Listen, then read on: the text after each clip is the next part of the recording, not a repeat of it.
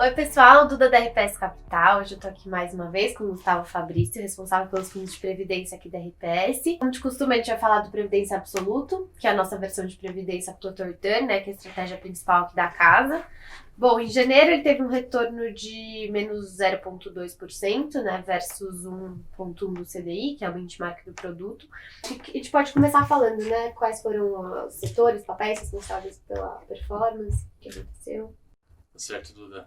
Obrigado. Previdência no mês, de fato, teve um momento um pouquinho pior do que o Total Return. Isso se deve por conta das inúmeras restrições que a gente tem da SUSEP.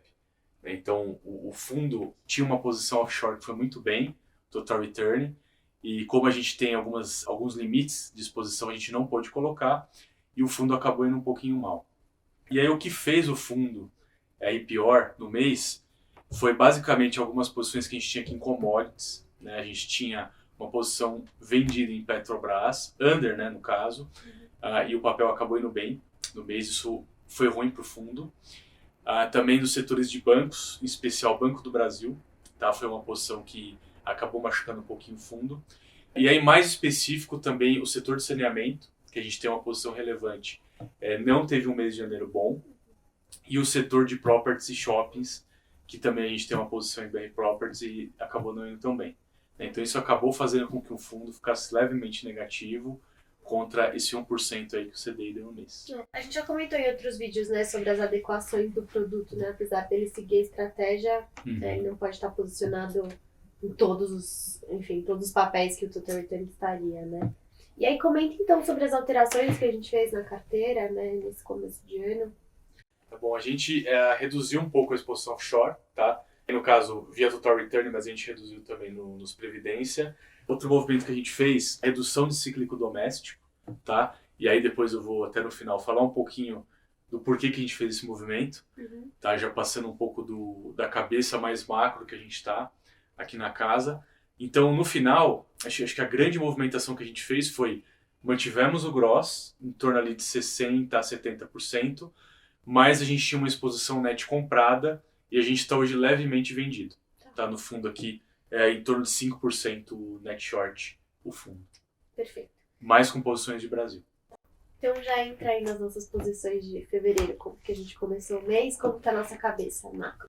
Claro. Bom, a gente ainda segue com viés defensivo, tá?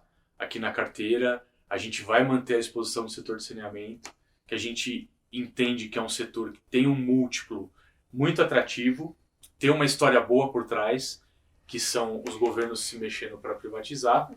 Vamos manter ainda esse papel de properties, que a gente vê com desconto, tem também uma história boa acontecendo, e os papéis de bond proxy do setor elétrico, que a gente acredita que hoje eles estão no valuation descontados, já sofreram com a subida dos juros, e quando esses juros começar a cair, em algum momento, são papéis que vão se beneficiar, por conta do yield que eles estão pagando. E aí, por que a gente reduziu a posição net no fundo comprada e a gente está com esse viés defensivo? Vem um pouco daquilo que a gente vem comentando sobre o novo governo, né? No novo governo, ele começou o mês de janeiro, esse primeiro comecinho de mandato, muito raivoso, né? Se essa é a palavra que eu posso usar. A gente vê aí todo dia, seja o presidente Lula ou seus ministros, batendo muito em grandes mudanças liberais que foram feitas nos últimos 6 anos. Então, como por exemplo, lei das estatais, né?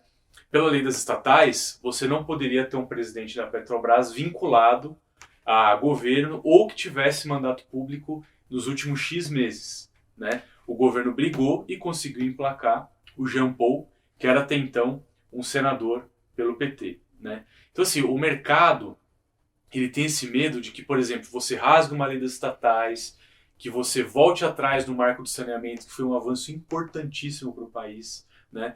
Tem medo da autonomia do BC. O presidente Lula, essa semana que a gente está gravando, falou muito sobre o Campos Neto, que é o presidente do BC, falando que o juros está muito alto, que com isso o país não cresce, sendo que ele esquece que o juros está alto por um motivo, né? A gente não chegou nesse patamar de juros porque ele quis, né?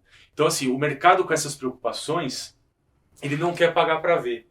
Então a gente vê o quê? Um posicionamento leve na Bolsa Brasileira. Se o governo continuar batendo, ainda tem muito espaço para a bolsa cair, né?